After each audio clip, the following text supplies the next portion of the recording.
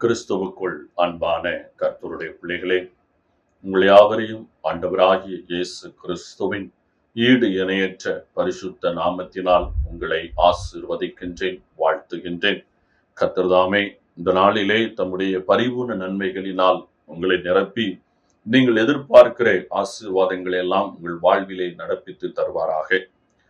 இந்த நாளின் தியானத்துக்குரிய வேத பகுதி மார்க் எழுதின சுவிசேஷம் 10வது அதிகாரம் 13, 14 வசனங்கள்.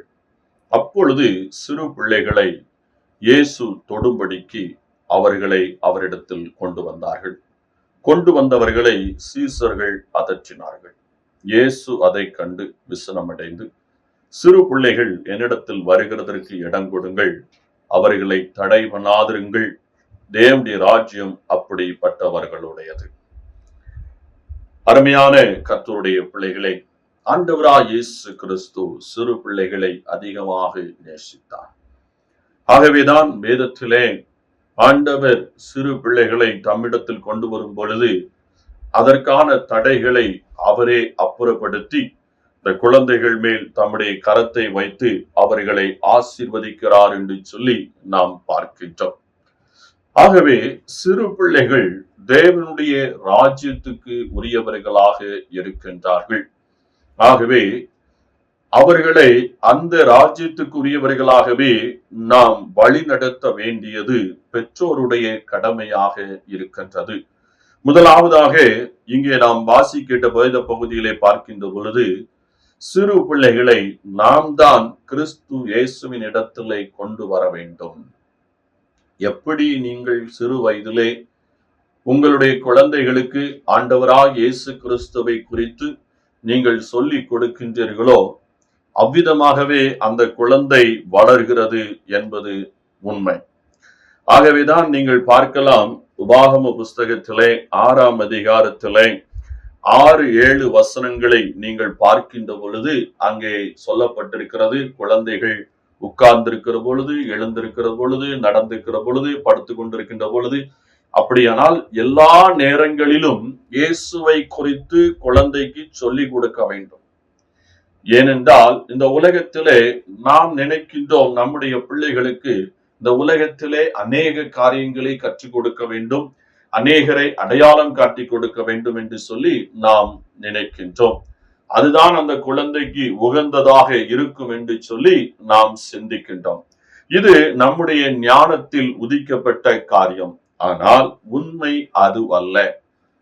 இந்த உலகத்திலே ஒரு குழந்தை கிறிஸ்துவை தன் இரட்சகராக, கிறிஸ்துவை தன் இருதயத்தில் சுதந்திரித்து விட்டால் அந்த குழந்தையை குறித்து நீங்கள் ஒருபோதும் கவலை அடைய வேண்டிய அவசியம் உங்களுக்கு இல்லை. ஏனென்றால் கிறிஸ்துவே அந்த குழந்தைக்கு பாதுகாவலராக, துணையாக, ஆதரவாக, ஆலோசனையாக அவர் இருக்கின்றார். ஆகவே கிறிஸ்து இயேசுவை நீங்கள் உங்கள் குழந்தைக்கு கொடுக்க வேண்டியது உங்களுடைய தலையாய கடமையாக இருக்கின்றது. இன்றைக்கு எத்தனை பெற்றோர்கள் இந்த காரியத்தை செய்கிறார்கள்? சற்று நாம் யோசித்து பார்க்க வேண்டும். அருமையான பெற்றோர்களை, நீங்கள் உங்கள் பிள்ளைகளை கருத்தாய் கிறிஸ்து இயேசுவுக்குள் வழி நடத்த வேண்டும். ஒரு குழந்தைக்கு அவர்களுடைய தாயும் தகப்பனும் தான் எல்லாமாக இருக்கின்றார்கள். அப்படி இருக்கின்ற பொழுது நீங்கள் உங்கள் குழந்தைக்கு சிறு வயதிலிருந்து எதை கற்றுக் கொடுக்கின்றீர்களோ, எதன் மீது நம்பிக்கை வைக்க நீங்கள் அவர்களுக்கு சொல்லிக் கொடுக்கின்றீர்களோ, அதன் மீதுதான் அந்த குழந்தை நம்பிக்கை வைக்கிறதாக இருக்கின்றது. அப்படியானால் உங்களுடைய குழந்தை கிறிஸ்து இயேசுவை விசுவாசிக்கின்ற ஒரு குழந்தையாக, இயேசு கிறிஸ்துவை நம்புகின்ற ஒரு குழந்தையாக, இயேசு கிறிஸ்துவை அறிந்திருக்கின்ற ஒரு குழந்தையாக நீங்கள் வழி நடத்த வேண்டும். நம்முடைய குழந்தைகளுக்கு திருச்சபையிலே ஞான ஸ்நானத்துக்காக நாம் கொண்டு வருகின்றோம்.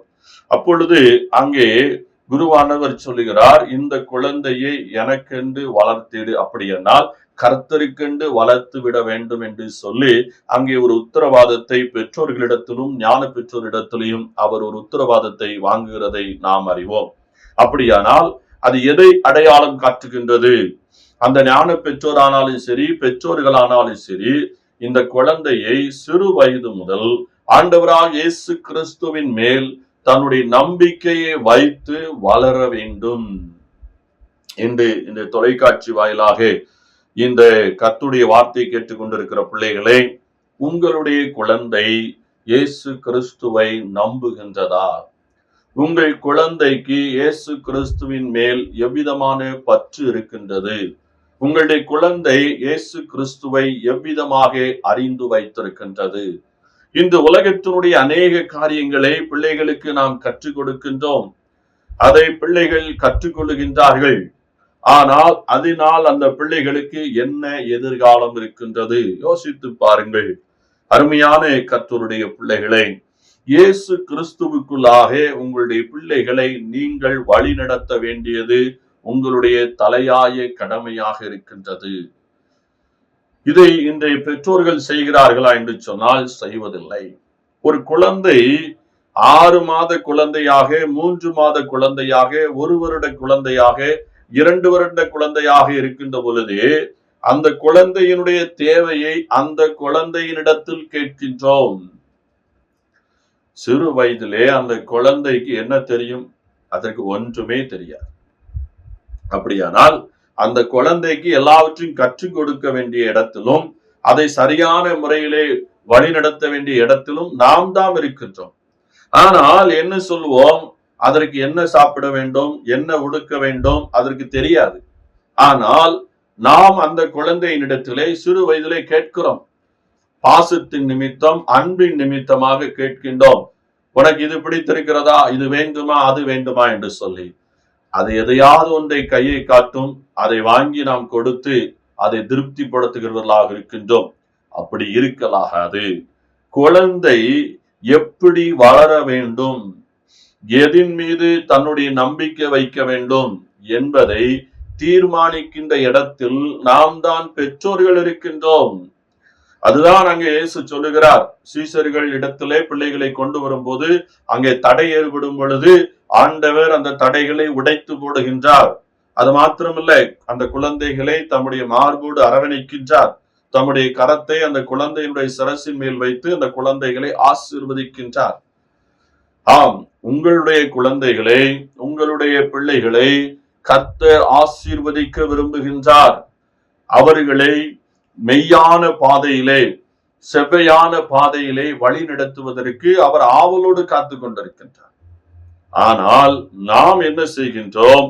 நம்முடைய விருப்பத்தின்படி பிள்ளைகளுடைய விருப்பத்திற்கு விட்டுவிட்டு, அவர்களுடைய விருப்பத்தின்படி வளர்த்துவிட்டு, பின் நாட்களிலே நாம் சஞ்சலப்படுகிறவர்களாக, வருத்தப்படுகிறவர்களாக, கண்ணீர் வடிக்கிறவர்களாக காணப்படுகின்றோம்.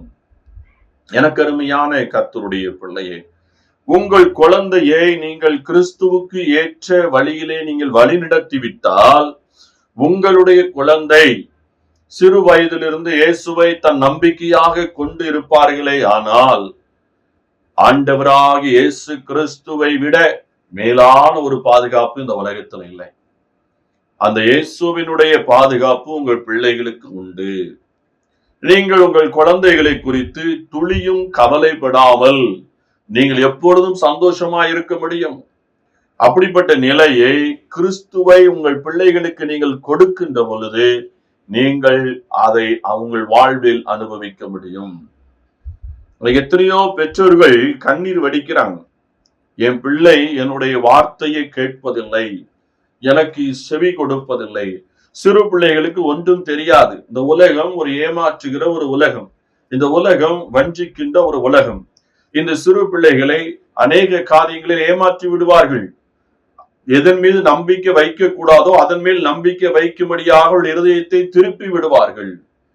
ஆனால் கிறிஸ்து இயேசுவினுடைய வசனத்தை, கர்த்தராகிய இயேசு கிறிஸ்துவினுடைய வசனத்தை உங்கள் பிள்ளைகளுடைய வாழ்விலே, உங்கள் பிள்ளைகளுடைய இருதயத்திலே நீங்கள் பதித்து வைத்து விட்டால் ஒருபோதும் நீங்கள் கவலை அடைய வேண்டிய அவசியம் இல்லை. இந்த உலகம் முழுவதும் உங்கள் பிள்ளைகள் சுற்றி வந்தாலும் உங்கள் பிள்ளைகள் பாதுகாப்பாயிருப்பார்கள், அவர்கள் பரிசுத்தமாயிருப்பார்கள், அவர்கள் ஞானவான்களாக இருப்பார்கள், அவர்கள் வஞ்சிக்கப்படாதிருப்பார்கள், அவர்கள் ஏமாற்றப்படாமல் இருப்பார்கள். வாலிப நாட்களிலே தன்னுடைய வாழ்வை பரிசுத்தமாய் அவர்கள் காத்து கொள்ள முடியும். இந்த நாளிலே சிறு வயதிலே நாம் விருப்பத்தின்படி விட்டு விட்டபடியினாலே இந்த வாலிப நாட்களிலே அநேக தம்பி தங்கைகள் இடறி போய் நிற்கிறார்கள். நாம் ஆங்காங்கே போகின்ற பொழுது யாருடைய பிள்ளையோ நமக்கு தெரியாது. ஆனால் வழி தப்பி தவறான பாதையில் சென்று தவறான பழக்கங்களுக்கு அடிமையாகி ரோடோரங்களிலே நிற்கிறதை நாம் பார்க்கின்றோம். எனக்கு அருமையான கர்த்தருடைய பிள்ளை, எவ்வளவு வேதனையான ஒரு விஷயம். ஏனென்றால் அந்த குழந்தைக்குள் சிறு வயதிலிருந்து இயேசு கிறிஸ்து இல்லை. அப்படியானால் இன்று உங்களுக்கும் எனக்கும் என்ன பாக்கியம் கொடுக்கப்பட்டிருக்கிறது? இயேசு கிறிஸ்துவை பிள்ளைகளுக்கு கொடுக்கின்ற ஒரு பாக்கியம், இயேசுவை அடையாளம் காண்பித்து கொடுக்கின்ற ஒரு பாக்கியம், இயேசு கிறிஸ்துவை ஆராதிக்கின்ற ஒரு பாக்கியம் என்பதை உங்களுக்கும் எனக்கும் ஆண்டவராய் இயேசு கிறிஸ்து கொடுத்திருக்கின்றார். ஆகவே இதை நாம் கருத்தாய் செய்ய வேண்டும். பிள்ளைகளை ஆலயத்துக்கு கூட்டிக் கொண்டு வர வேண்டும். ஆராதனைகளிலே பிள்ளைகள் பங்கு பெற செய்ய வேண்டும். ஆராதனையிலே, சண்டே ஸ்கூல்லே, அங்கு வாலிபர் ஐக்கியங்களிலே உங்களுடைய பிள்ளைகளை கலந்து கொள்ள செய்ய வேண்டும். இப்படி நீங்கள் செய்யும் பொழுதுதான் கர்த்தருடைய ஆசீர்வாதத்தை உங்கள் பிள்ளைகள் பெற்றுக்கொள்ள முடியும். கர்த்தராகிய இயேசு கிறிஸ்துவினுடைய சட்டை நிலையிலே வருகிற யாவரையும் கர்த்தர் கைவிடுவதில்லை. இன்னைக்கு அநேக பெற்றோர்களுடைய மனக்குமரல் என்னவென்று சொன்னால், என் பிள்ளை எனக்கு கீழ்ப்படியாமல் இருக்கிறது. இங்கே எபேசியர் 6ஆம் அதிகாரம் 1-2 வசனங்களை நான் வாசிக்கிறேன். பிள்ளைகளே, உங்கள் பெற்றாருக்கு கர்த்தருக்குள் கீழ்ப்படியுங்கள், இது நியாயம். உனக்கு நன்மை உண்டாயிருப்பதற்கும் பூமியிலே உன் வாழ்நாள் நீடித்திருப்பதற்கும். 3வது வசனம், உன் தகப்பனையும் உன் தாயும் கனம் பண்ணுவாயாக என்பதே வாக்கு தத்துவம் உள்ள முதலாம் கற்பனையாயிருக்கிறது. தாயின் தகப்பனையும் கனம் பண்ணுவது. எப்ப கனம் பண்ணுவாங்க? இயேசு கிறிஸ்துவனுடைய வார்த்தை உங்கள் பிள்ளைகளுடைய இருதயத்தில் இருக்கும் பொழுது, இயேசுவே உங்கள் பிள்ளைகளுக்கு நம்பிக்கையா இருக்கும் பொழுது, இயேசுவின் சட்டையின் நிழலிலே உங்கள் பிள்ளைகள் இருக்கும் பொழுதுதான் உங்களை கனப்படுத்துவார்கள். ஏனென்றால் இயேசு கிறிஸ்துவனுடைய போதனை தான் சொல்லுகிறது பெற்றோரை கனப்படுத்த வேண்டும் என்று சொல்லி. அருமையான கர்த்தருடைய பிள்ளையே, எதற்காக கனம் பண்ண வேண்டும்? உங்கள் பிள்ளைகள் நீடித்த ஆயுளோடு வாழ வேண்டும். உங்கள் பிள்ளைகளுடைய வாழ்விலே நன்மையானது பெருக்கெடுத்து ஓட வேண்டும். இந்த ரெண்டும் எப்பொழுது கிடைக்கிறது? ஒரு குழந்தை கிறிஸ்துவுக்குள் இருக்கும் பொழுது, ஒரு குழந்தை கிறிஸ்துவுக்குள் இருந்து தாயும் தகப்பனையும் கனம் பண்ணும் பொழுது. இந்த கற்பனை, இந்த பிரமாணம் எங்கே இருக்கிறது? சத்திய வேத புத்தகத்தில் இருக்கிறது. இதை கேட்டுக்கொண்டிருக்கிற அருமையான குழந்தையே, வாலிப தம்பியே, தங்கையே, யோசித்து பார். உன் வாழ்வில் நன்மை எங்கே இருக்கிறது? உன் வாழ்வில் நீடித்த ஆயுள் எங்கே இருக்கிறது? நீ நினைக்கலாம், இந்த உலகத்திலே நான் என் மனம் போன போக்கிலே வாழ்ந்து விட்டால், என் திறமையை பயன்படுத்தி விட்டால் இதெல்லாம் பெற்றுக்கொள்ளலாம் நீ நினைக்கிறான். இல்லவே இல்லை.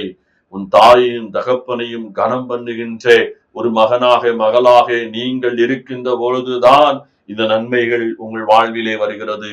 உங்கள் ஆயுசு நாட்கள் பெருக்கெடுத்து ஓடுகின்றது. சிந்தித்து பாருங்கள் அருமையான தம்பி தங்கையே. இயேசுவை நோக்கி பார், இயேசுவை நோக்கி பார். உன்னை சுற்றி இருக்கிற மாயான ஒரு உலகம், உன்னை ஏமாற்றுகிற ஒரு உலகத்தில் நீ வாழ்ந்து கொண்டிருக்கின்றாய். ஆகவே கிறிஸ்து இயேசுவை நோக்கி பார். பெற்றோர்களே, இன்று உங்களை பார்த்து நான் சொல்லுகிறேன், இயேசு கிறிஸ்துவை உங்கள் பிள்ளைகளுக்கு சொல்லிக் கொடுங்கள். கிறிஸ்து இயேசுவின் போதையினிலே உங்கள் பிள்ளைகளை வழி நடத்துங்கள். பிள்ளைகளே, நான் உங்களுக்கு சொல்லுவேன், உன் தாயின் தகப்பனுடைய ஆலோசனையை கேட்டு சிறு வயது முதல் இயேசு கிறிஸ்துவை பின்பற்றிக்கொள். இயேசு கிறிஸ்துவினுடைய அடிச்சுவடுகளிலே நடக்க நீ ஆரம்பித்து விடு. நீ இந்த சிறு வயதிலே இயேசுவை பிடித்துக் கொண்டால் உன் வாலிப நாட்களிலே அது உனக்கு மிகுந்த ஆசீர்வாதமா இருக்கும். வாலிப தம்பி தங்கியே, நான் உனக்கு சொல்லுகிறேன், நீ படித்திருக்கலாம், நீ அதிக சம்பாதிக்கலாம், அதிக ஞானவானா நீ இருக்கலாம். ஆனால் உன்னை பெற்றெடுத்த தாயின் தகப்பனையும் புறந்தல்லாதே. அவர்கள் மனம் நோகும்படி நடந்து கொள்ளாதே. அவர்களை கஷ்டப்படுத்தாதே. அவர்களை கண்ணீர் விடிக்க வைக்காதே. அவர்களை நேசி. அவர்களிடத்தில் அன்பு செலுத்து. குறைகள் இருக்கலாம், உனக்கு நிகராக அவர்கள் சிந்திக்க தெரியாமல் இருக்கலாம். ஆனால் நீ அவர்களை அரவணைத்து சொல்ல வேண்டும். அவரிடத்தில் அன்பு செலுத்த வேண்டும். அவர்கள் மனம் நோகும்படியாக நீ நடந்து கொள்ளக்கூடாது. ஏனென்றால் அதுதான் உன் ஆயுசு நாட்கள் பெருகுவதற்கு ஆசீர்வாதமா இருக்கின்றது. அதுதான் உன் வாழ்வில் நன்மையை கொண்டு வருவதற்கு ஏதுவாக இருக்கின்றது. ஆகவே அருமையான கர்த்தருடைய பிள்ளையே, சிந்தித்து பார். ஆண்டவராய் இயேசு கிறிஸ்து உங்களை ஆசீர்வதிக்க சித்தமுள்ளவராய் இருக்கின்றார். இங்கே நாம் பார்க்கிறோம், சிறு பிள்ளைகளை கொண்டு வந்த பொழுது தடை செய்தவர்களை அகற்றிவிட்டு அந்த குழந்தையை ஆசீர்வதித்தார் என்று சொல்லி. ஆம் பெற்றோர்களே, நீங்கள் பிள்ளைகளை இயேசுவினிடத்தில் கொண்டு வரும் பொழுது நிச்சயமாகவே கர்த்தராகிய இயேசு கிறிஸ்து உங்கள் குழந்தைகளை ஆசீர்வதிக்கவே ஆசீர்வதிப்பார். வருகிற ஞாயிற்றுக்கிழமையிலே ஆலயத்திலே சிறுவர் ஞாயிறாக ஆசரிக்கப்படுகின்றது. சிறு பிள்ளைகளை நீங்கள் இதுவரைக்கும் சண்டே ஸ்கூலுக்கு அனுப்பாமல் இருந்திருப்பீர்கள் என்று சொன்னால், நீங்கள் உங்கள் பிள்ளைகளை சண்டே ஸ்கூலுக்கு அனுப்பி வையுங்கள். அங்கே 30க்கும் அதிகமான டீச்சர்ஸ் கர்த்தருடைய வார்த்தையை பிள்ளைகளுக்கு சொல்லிக் கொடுத்து கொண்டிருக்கின்றார்கள். நீங்கள் அனுப்புங்கள். உங்கள் பிள்ளைகளுக்கு அவர்கள் கர்த்தருடைய வார்த்தையை சொல்லிக் கொடுப்பார்கள். கர்த்தருக்கு ஏற்ற வழியிலே வழி நடத்துவார்கள். அது உங்கள் பிள்ளைகளுக்கு மிகுந்த ஆசீர்வாதமாக இருக்கும். சோம்பல் படாமல், அசதிப்படாமல் உங்கள் பிள்ளைகளை சண்டே ஸ்கூலுக்கு உற்சாகமாக கூட்டிட்டு வாருங்கள், கொண்டு விடுங்கள், அழைத்து செல்லுங்கள். கர்த்தருடைய ஆசீர்வாதத்தை பெற்றுக் கொள்ளுங்கள். கர்த்தர் தாமே உங்களை ஆசீர்வதிப்பாராக. கண்களை மூடி ஜெபம் செய்வோம். எங்களை நேசிக்கிற எங்கள் அன்பின் ஆண்டவரே, நன்றியோடு நாங்கள் உம்மை துதிக்கிறோம், உம்மை ஸ்தோத்தரிக்கிறோம். அப்பா, உம்மை நோக்கி பார்க்கிற ஒருவரும் வெட்கப்பட்டு போவதில்லை. இந்த நாளிலே இந்த ஜெப வேளையிலே அடியோடு கூட சேர்ந்து ஜெபிக்கிற ஒவ்வொரு பெற்றோருக்காக நம்முடைய சமூகத்தில் வருகிறேன். அவர்கள் தங்களுடைய பிள்ளைகளை உமக்கேற்ற சிச்சையிலே வழி நடத்தி, உமக்கேற்ற போதனையிலே வழி நடத்தி, தம்முடைய பிள்ளைகளுக்கு சதா காலமும் நித்திய காலமும் ஒருபோதும் மறைந்து போகாதே, எடுபட்டு போகாதே ஒரு நல்ல ஆசீர்வாதத்தை கொடுக்க ஆண்டவராகிய இயேசு நீர் இந்த பெற்றோருடைய இருதயத்திலே கிரியை செய்ய வேண்டும். அதற்கான ஞானத்தை நீர் அவர்களுக்கு கொடுக்கும்படியாக நாம் ஜெபிக்கிறோம். பெற்றோர்களுடைய ஆலோசனைகளுக்கு மனமுகர்ந்து பிள்ளைகள் கீழ்ப்படிய அவருடைய இருதயங்களை நீர் ஏவி அருளும்படியாக நாங்கள் ஜெபிக்கிறோம். ஆண்டவரே, என்னோடு கூட சேர்ந்து தன்னுடைய பிள்ளைக்காக, சிறு பிள்ளைக்காக, வாலிப மகனுக்காக, வாலிப மகளுக்காக ஜெபிக்கிற ஒவ்வொரு பெற்றோருடைய விண்ணப்பத்தையும் கேட்டு பரத்திலிருந்து அந்த பிள்ளைகளை ரட்சித்து பரிசுத்த ஆவியை அந்த பிள்ளைகளுக்கு தந்து அவர்களை நன்மையினால் திருப்தியாக்கும்படியாக நாம் ஜெபிக்கிறோம். ஆண்டவரே, தேவனாகிய கர்த்தர் திருச்சபையிலே நடைபெறுகிற சண்டே ஸ்கூலை நீர் ஆசீர்வதிக்கும்படியாக நாங்கள் ஜெபிக்கிறோம். பணி செய்கிற பிள்ளைகளை நீர் ஆசீர்வதிக்கும்படியாக ஜெபிக்கிறோம். சண்டே ஸ்கூலுக்கு வருகிற ஒவ்வொரு பிள்ளைகளும் ஜீவனுள்ள வார்த்தையாகி உங்களுடைய வார்த்தைகளை தங்கள் வாழ்க்கையை கட்டி அமைக்க ஆண்டவர் நீர் உதவி செய்யும்படியாக நாங்கள் ஜெபிக்கிறோம். நீர் அப்படி செய்வதற்காக உமக்கு நன்றி செலுத்துகிறோம். முற்றிலுமாய் உம்முடைய கரத்தில் ஒப்புக் கொடுக்கிறோம். இதோ ஜெபித்துக் கொண்டிருக்கிற ஒவ்வொரு பிள்ளைகளையும் பலப்படுத்தும், தைரியப்படுத்தும், சமாதானத்தை கொடும், சுகத்தையும் பலத்தை கொடும். பொருளாதார தேவைகளை சந்திங்க, கண்ணீர் கவலைகளை போக்கி, வேதனை சஞ்சலங்களை நீக்கி, சமாதானம், சந்தோஷம், மன அமைதி என்றென்றும் உங்களுடைய வாழ்வில் நிலைத்திருக்க கிருபித்தார். இயேசுவின் மூலம் ஜெபிக்கிறோம் வல்லமுள்ள பிதாவே, ஆமென்.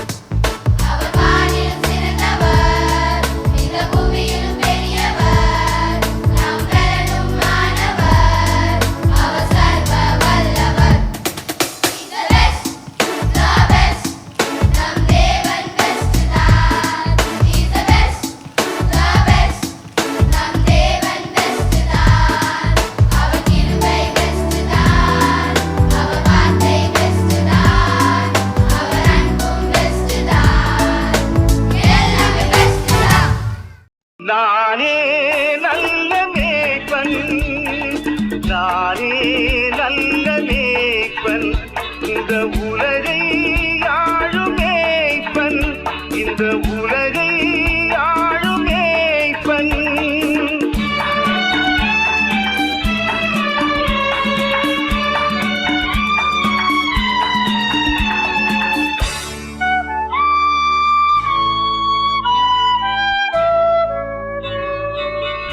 மந்தை மேய்க்கும் மேய்ப்பனாய், இசையான மைந்தனாய்.